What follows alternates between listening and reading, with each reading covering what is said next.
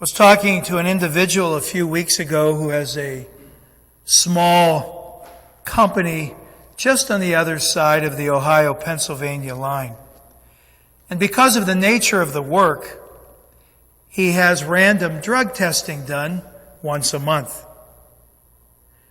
Unfortunately, and at times, people lose their jobs because they do not pass the test, or they won't even take the test, and so they walk away.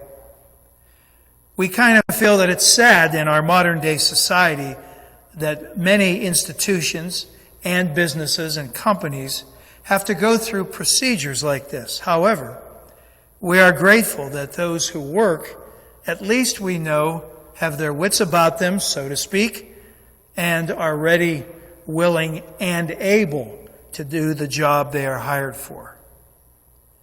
When our Lord visited people, as He does in today's gospel, there were no litmus tests or screenings that went on.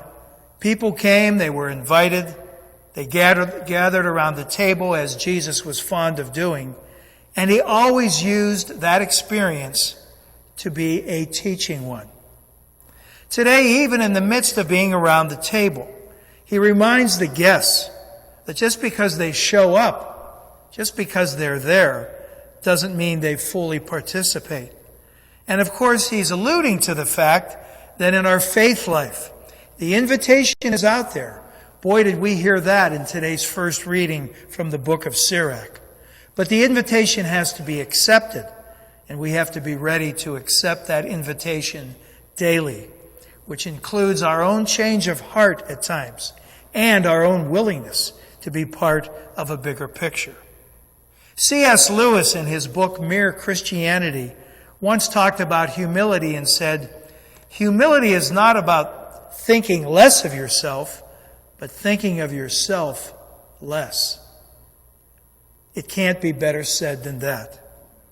The willingness to be open to life-changing experiences, to realize that we are not always number one, to know that just taking care of ourselves is not part of the gospel message. All of those experiences and our responses to them are the way we accept the invitation. They're kind of our screening, if you will, that allows the Lord to know that we are putting our best foot forward.